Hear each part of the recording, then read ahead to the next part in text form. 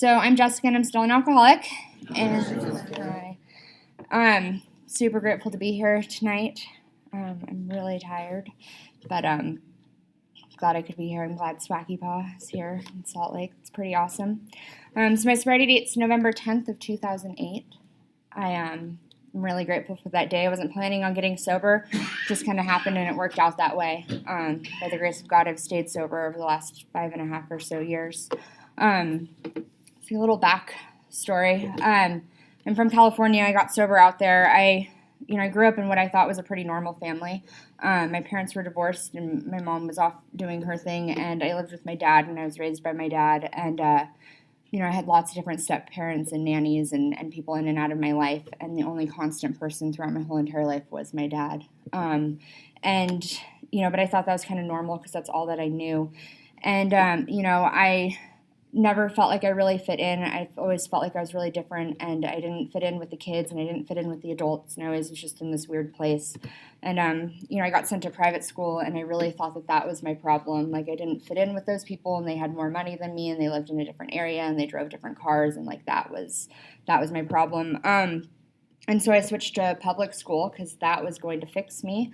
But I brought myself, and things got really bad really quickly. I started drinking. I, blacked out the first time I ever drank. And then it was, easier to get drugs at that time. So I quickly started getting loaded and doing drugs. And, I went from having a scholarship to the college of my dreams to not caring and not going to school. And I barely graduated high school, and it wasn't by my choice. I kind of got struck sober when I was 17. The court sent me to AA, and I kind of showed up, and in that little bit of time that I was here and I thought I was doing Alcoholics Anonymous, I was able to graduate high school.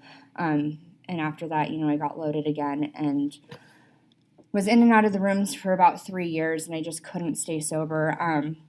What happened was I was in a really, really abusive relationship, and I was in, I didn't want to be alive anymore, but I was too afraid to kill myself, and I just kept, just life kept showing up, and I was like, I'm done. I have no idea how to deal with any of this. And so I called my dad one day, and he told me he was going to take me to a psych ward because something was really wrong with me, and I just agreed, okay, I'm out of ideas. This sounds like the best one I have. And so we went to go see a psychiatrist, and I got checked into a treatment center, and they told me I'd only be there for 2 weeks.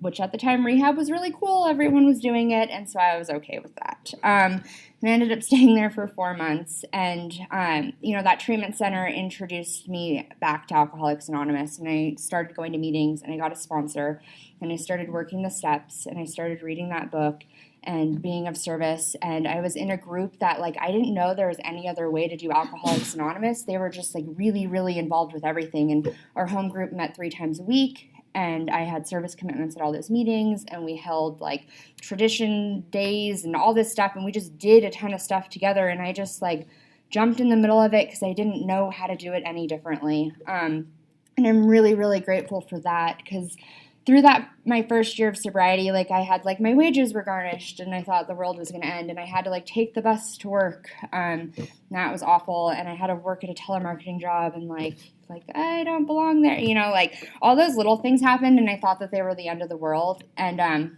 what happened was I would tell you guys, I'd show up to a meeting and tell you guys, and you guys would laugh at me and be like, okay, well, go, greet that person, or, go talk to this newcomer, and I was like, you guys really don't understand, I took the bus in the wrong direction and was late and got lost, and it was awful, and they'd, okay, that's great, go greet by the door, and but what happened was I was showing up, and I was building that fellowship around me, and those people, became lifelong friends, and, I turned a year, and I had this, giant princess party, and, everything was about me, and it was really awesome, and it was, but, I was still in that frame of mind that, this is what it was about, I still have the big fluffy dress that I'll never wear to anything else ever again, but, all those people that showed up for me had watched me over that last year, and I had just built these really tight bonds, and then a month and 10 days after my 1 year, my dad fell through a skylight at work and died.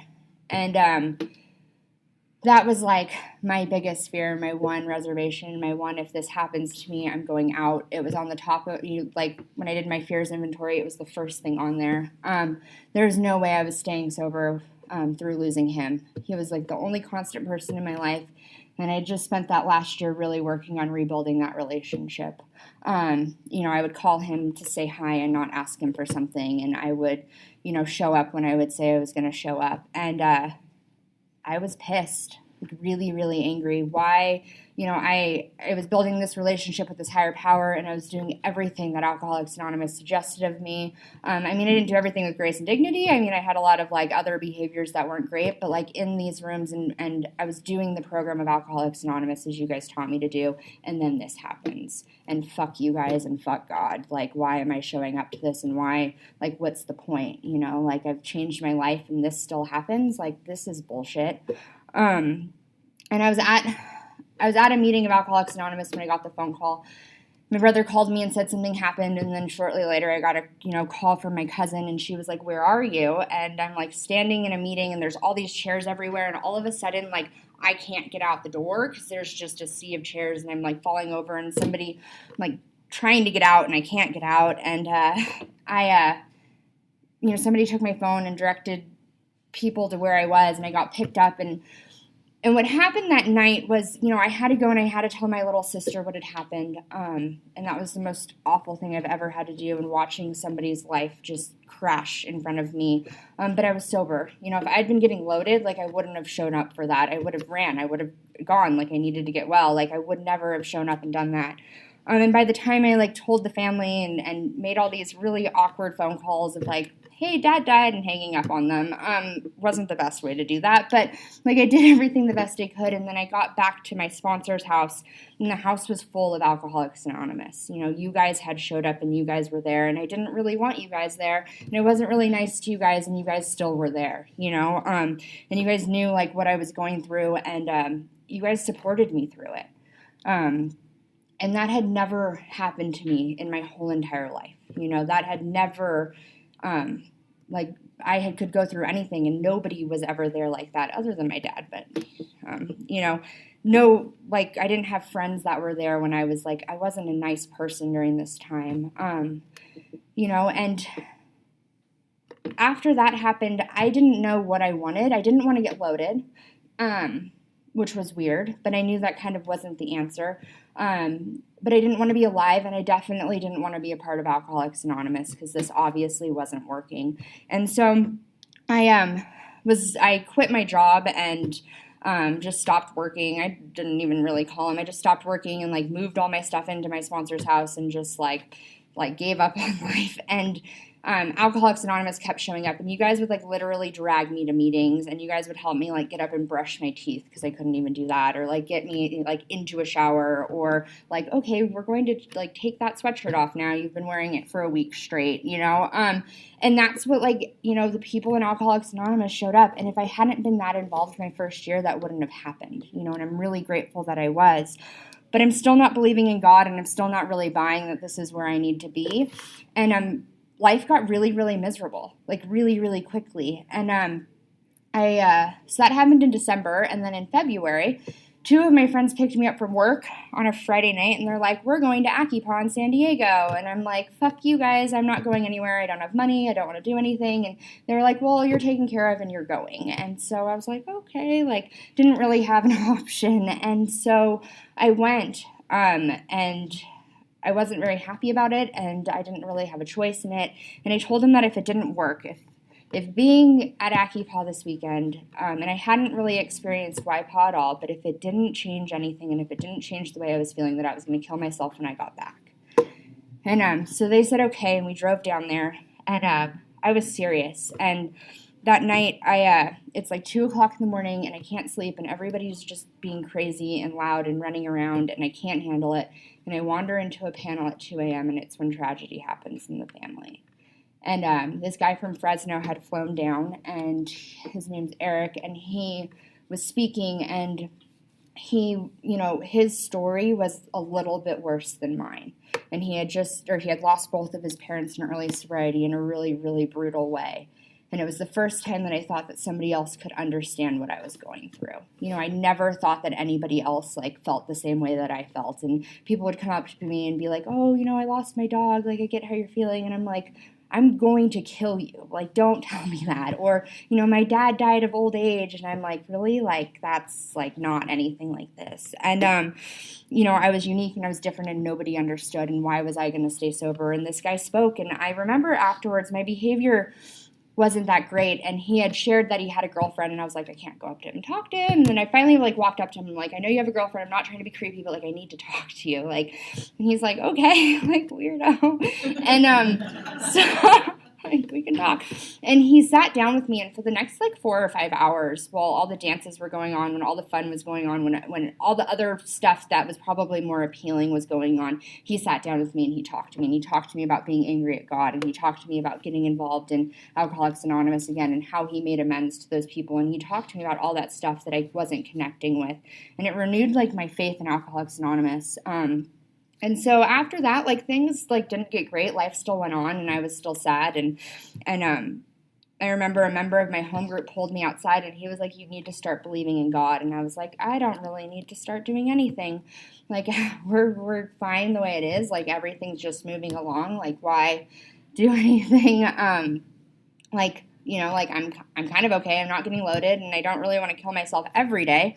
And he brought me outside, and I really, really respected this man. And he told me, he's like, you can still be mad at God, and you can still turn your will over to him. And I was like, what? Like, I can be mad at him? And we got on our knees, like, in the parking lot on the gravel, all dirty. And like, he's like, can I pray with you? And I was like, sure. And he's like, he started his prayer off with, like, you know, fuck you, God. And I was like, oh, I can do that? Like that can happen? And it's not conventional, and I'm sorry if that offends anybody, but what it did was, like, it allowed me to still believe that I'm not the center of the universe, and I'm not running everything, and I'm not in control of everything, but that I still get to be angry, and I still get to have that feeling. And that started, like, that little bit of, like, that opening of starting to believe again, because life had gotten really, really miserable. You know, I'm sober, and I'm trying to show up, and I'm trying to sponsor these people, and, like, I'm just really angry, you know, and I stayed angry for a really long time. And you know, through all those little things that happened, what it was there was people that were showing up to Alcoholics Anonymous were showing up in my life, you know, and I'm grateful for that. Like, if I hadn't had, you know, because I had a sponsor and she was doing the best she could, but she'd never experienced anything like this, you know, and so she didn't really have anything. She was like, I love you, like, we'll read the book together. And she's like, but you need to get help elsewhere. And, like, God just put all these people into my life that were able to take me through these little parts and these little bits of healing. And, you know, I slowly started to grow from it. And, like, it's not, like, that awful now. You know, I mean, I don't think it's, like, this super awesome experience that happened, but, like, I'm okay today, you know. I'm not so angry every day. And I get to keep growing, and I get to keep staying sober, and then I get to walk other people through this. You know, I never thought that my experience would be beneficial to anybody. And, you know, recently, or, you know, a little over a year ago, like, I got to help walk another woman through losing somebody else. And it wasn't, you know, it's not something that, like, I'm super, like, this is the one experience I want to relate to other people about. You know, it's not what it is. But what, you know, what was awesome was when I got that phone call and I was able to show up like other people had shown up for me, because I don't show up for anybody. You know, I don't do that. Like, that's a lot of work. It's really a lot of work to do that.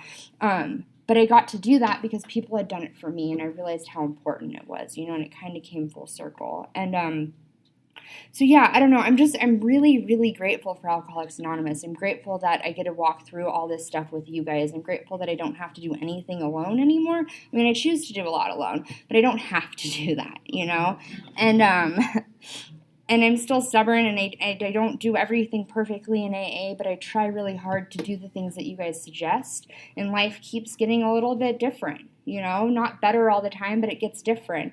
And, you know, I get a new, like, perspective on life, and I get to do this, and I get to have fun. And, you know, I thought my life was over when I got sober when I was 20 years old. Like, who gets sober at 20? Like, life is going to suck. And life has, you know, been anything but that. It's been, you know, up and down, and it's been fun, and I've learned so many new different things, and, you know, I wouldn't change any of that. So I'm really, really grateful.